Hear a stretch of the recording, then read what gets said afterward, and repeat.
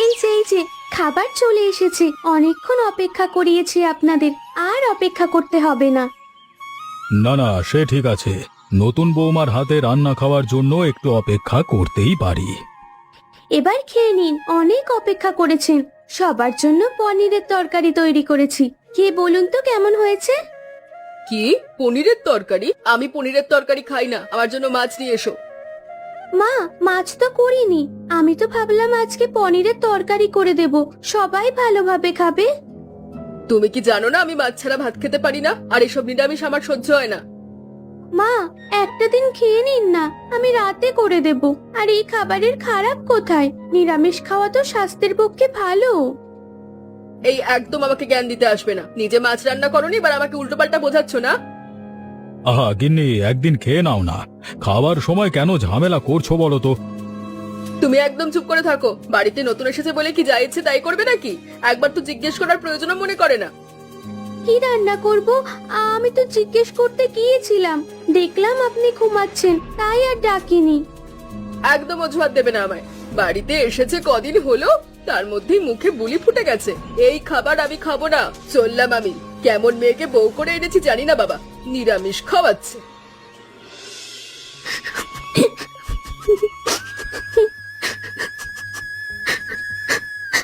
কি অপরাধ করেছিলাম আমি?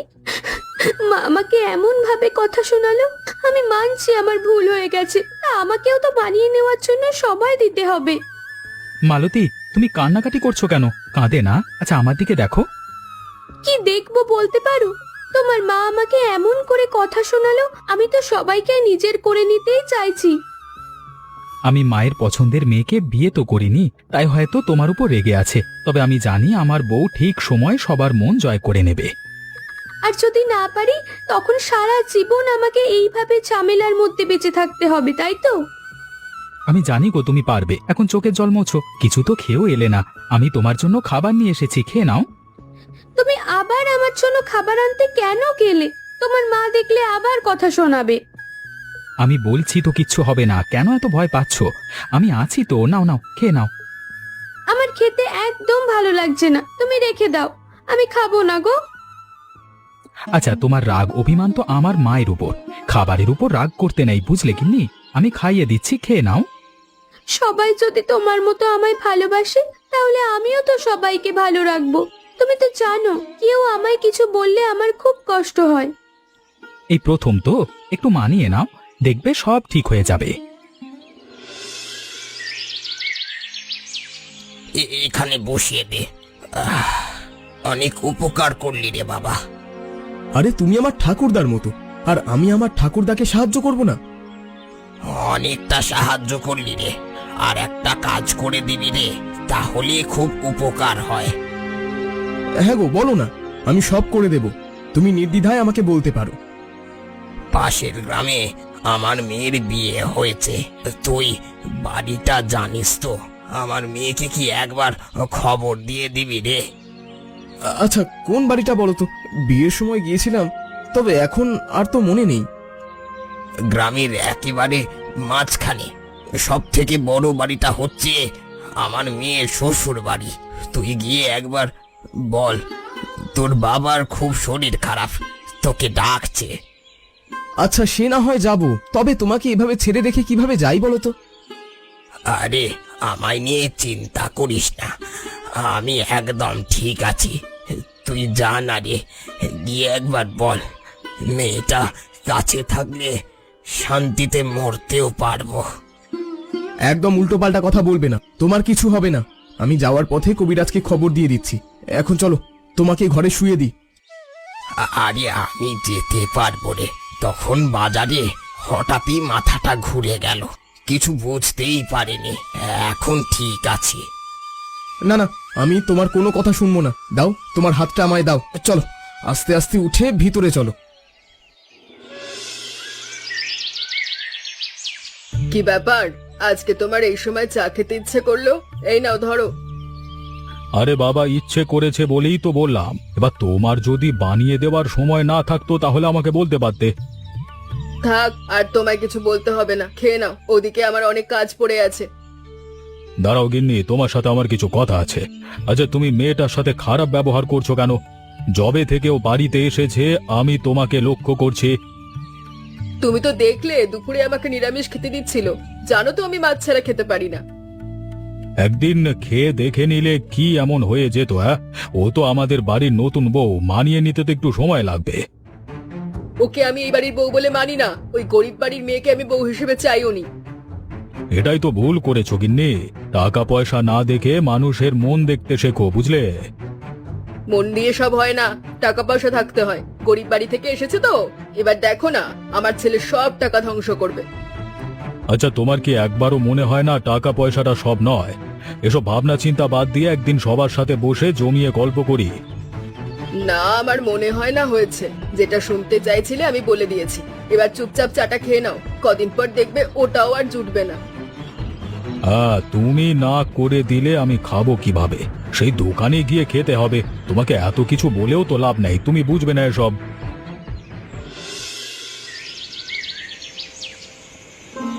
মালতীদি, ও মালতীদি, বাড়িতে থাকলে বেরিয়ে এসো, তোমার সাথে খুব জরুরি কথা আছে।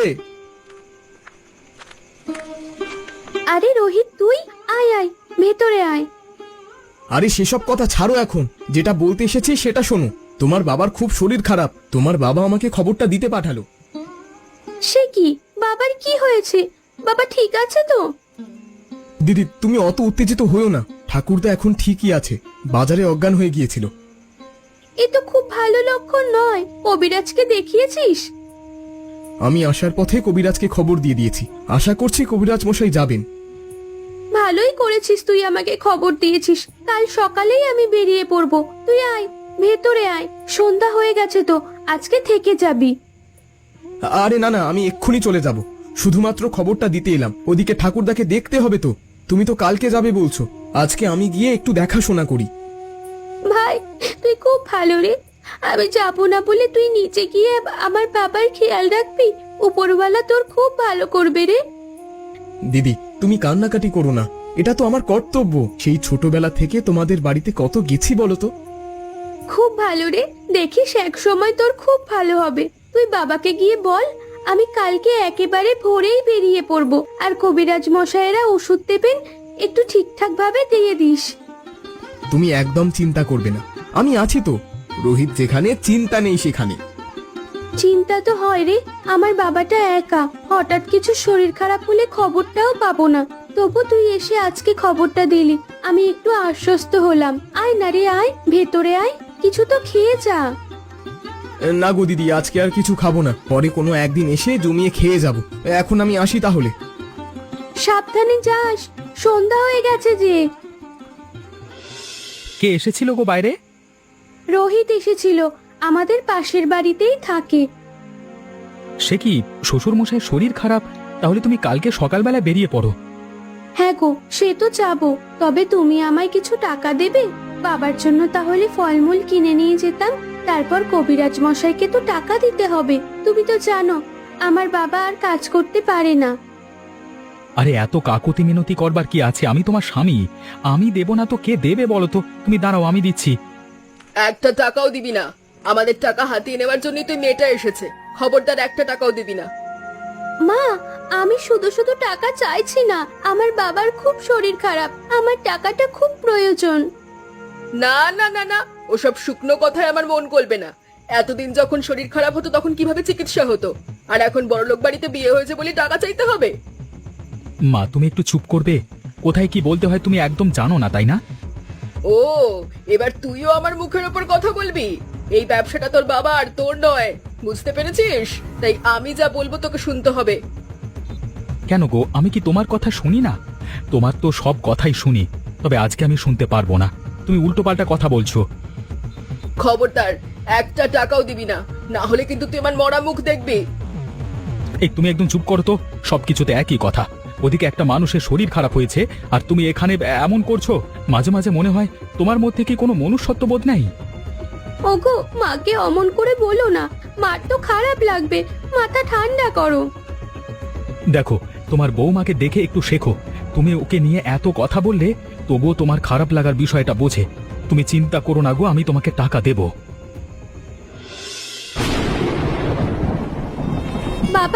তুমি ঠিক আছো তো গো? এখন আর কোনো কষ্ট হচ্ছে না তো? আরে মা, তুই চলে এসেছিস? এত বৃষ্টির মধ্যে কি করে এলি? যতই ঝড় বৃষ্টি হোক না কেন, আমাকে তো আমার বাবার কাছে আসতেই হবে। আমার বাবার শরীর খারাপ বলে কথা। তুই চলে এসেছিস যখন, আমি নিশ্চিন্ত। এবার যদি আমি মরেও যাই তাহলে আমার কোনো দুঃখ থাকবে না। তুমি চুপ করো, একদম উল্টোপাল্টা কথা বলবে না। তুমি ছাড়া আমার কে আছে বলো তো? তুমি এখন এরকম কথা বলছো? তুই কান্না করছিস কেন? কি খারাপ কথা বললাম আমি? বয়স তো হচ্ছে, একদিন না একদিন তো যেতেই হবে। জন্ম যখন, মরতেও তো হবে নাকি? তুমি চুপ করবে কি? না হলে কিন্তু আমি এক্ষুনি চলে যাব। আমি এত কষ্ট করে তোমার কাছে এলাম আর তুমি এসব কথা বলছো। কিচ্ছু হবে না তোমার। এই, তুই কান্নাকাটি না করে আগে গিয়ে কাপড় চোপড় পাল্টে ফেল। এরকম ভিজে কাপড়ে থাকিস না, তোর শরীর খারাপ করে যাবে যে। এসব ছাড়ো, তুমি ওষুধ খেয়েছো কি বলো? আর রোহিতকে দেখছি না তো, ও তো কাল আমাকে বললো তোমার কাছেই থাকবে। আরে তুই শান্ত হ। আমি ওষুধ খেয়েছি, আর রোহিত এইমাত্র বাড়ি গেল। এতক্ষণ আমার কাছেই ছিল। তুই এত চিন্তা করিস না রে। তুই চলে এসেছিস, এবার আমি খুব তাড়াতাড়ি ভালো হয়ে যাব। মনে দুঃখ রাখিস না। আচ্ছা তুমি একবার দিয়ে অপেক্ষা করো, আমি কাপড় বদলে তোমার জন্য কিছু বানিয়ে নিয়ে আসছি। বাবা, আমি তোমাকে বলে দিচ্ছি, মাকে বুঝিয়ে দাও মালতীর সাথে যেন কোনো খারাপ ব্যবহার না করে। আরে তুই এত রেগে আছিস কেন? তোর সাথে তোর মায়ের ঝামেলা, তোরা দুজন মিলে মেটা। এর মাঝে আমাকে টানছিস কেন? কি সমস্যা তোমাদের বলো তো? মালতী তোমাদের ভালোভাবে দেখাশোনা করে না, নাকি রান্না করে খাওয়ায় না? হ্যাঁ, বাড়ির সব কাজ করবার পরেও কেন কেন এত অপমানিত হতে হবে ওকে? ওই মেয়েকে আমার পছন্দ নয়। আর কিছু? তোকে যেই মেয়ে দেখে দিয়েছিলাম সেই মেয়ে তো বিয়ে করিসনি। দেখো মা, আমি বড় হয়েছি, আমারও একটা পছন্দ আছে, আর ওকে আমি ভালোবাসি। তোমরা এটা কেন বুঝছো না? আমি তোকে বলে দিচ্ছি, ওই মেয়ে তোকে ভালোবাসে না, তোর টাকার লোভে পড়ে তোর কাছে এসেছে। বাবা তুই শোন, মাথাটা ঠান্ডা কর। তুই মেয়েটাকে ছেড়ে দে। আমি তোর জন্য যেই মেয়েকে দেখেছিলাম তার এখনো বিয়ে হয়নি। ওকে তুই বিয়ে কর, খুব ভালো থাকবি। ছি, আমি জানতাম না তোমার মনোভাব এতটা খারাপ। ছেলের বিয়ে হওয়ার পরও ছেলেকে এরকম কথা বলতে তোমার একবারও মুখে আটকালো না? গিন্নি, পলাশটা ঠিক কথাই বলছে। এরকম করো না। এই কদিনের মধ্যে বাড়ির পরিস্থিতিটা কেমন হয়েছে দেখেছো? ও, এখন তোর মনে হয় আমি দোষী? খুব ভালো, খুব ভালো। ওই দুদিনের আসার মেয়েটার জন্য আমার সঙ্গে এমন করছিস তো সবাই? ঠিক আছে, আমি সব কথা মনে রাখবো। বাবা, মাকে একটু বোঝাও। যদি এরকম চলতে থাকে তাহলে কিন্তু আমি বাড়ি ছেড়ে চলে যাব, অন্য কোথাও গিয়ে থাকবো। আমিও একটু শান্তি চাই। বাবা মায়ের তো খুব শরীর খারাপ, এখন আমাদেরকেই খাবার বানাতে হবে। তুমি রান্না করতে পারো? আমি এত বছর বিয়ে করেছি, একদিনও রান্না করিনি। তাহলে কি করে পারবো বলতো? হাল ছাড়লে হবে না, আমাদের যা হোক করে হোক রান্না করতেই হবে। মায়ের শরীর খারাপ, মা রান্না করতে পারবে না। তাহলে এক কাজ করি, আমি ডিম ভাজি। তোর মাকে ডিম ভাজতে দেখেছিলাম, আশা করছি চেষ্টা করলে পারবো। আচ্ছা বাবা, তাই করো। আচ্ছা তুমি ডিমগুলোকে তৈরি করো, আমি উনুনটা জ্বালিয়ে দিচ্ছি। এই তো, যেমন দেখেছিলাম ঠিক তেমনই হচ্ছে। এবার খুন্তিটা নিয়ে একটু করে উল্টে দিলেই হবে। বাবা কি করছো? তাড়াতাড়ি তোলো, নাহলে তো পুড়ে যাবে। ওই দেখো পুড়ে যাচ্ছে। তোমাকে আগেই বললাম একটু তাড়াতাড়ি করো। দূর বাবা, আমার অভ্যেস আছে নাকি? তুই যে আমাকে বলছিস, তুই কর তো দেখি। আচ্ছা দাও দাও, আমি চেষ্টা করে দেখছি। হ্যাঁ, আমাকে খুব বলছিলিস। এবার দেখ, তোর ডিমটা থেকে আমার ডিমটা তবু অনেকটা ভালো হয়েছে। তোরটা তো একেবারে পুড়ে কালো হয়ে গেছে। হ্যাঁ বাবা, হাসি মজা করো না। রান্না না হলে কিন্তু আজকে দুপুরে খেতে পারবো না, এটা মাথায় রেখো। আর আমাদের গ্রামে কোনো হোটেল নেই, কেমন? হোটেল নেই বলি তো এত কষ্ট করতে হচ্ছে। তা না হলে হোটেল থেকেই তো কিনে আনতাম। আজকে বুঝতে পারছি রান্না করবার কত ঝম্প। হই, আমায় একটু আলুর দম দে না। কতদিন তোর হাতের এরকম ঝাল ঝাল নিরামিষ আলুর দম খাইনি বলতো। আরে বাবা, তোমার জন্যই তো করছি, এত তাড়াহুড়ো কিসের? আগে ভালোভাবে করতে দাও, তারপর তো দেবো। আরে মোটামুটি তো হয়েই এসেছে, আমাকে একটুখানি দে না, আমি চোখে দেখি। আচ্ছা বাবা, এই নাও, খেয়ে দেখো।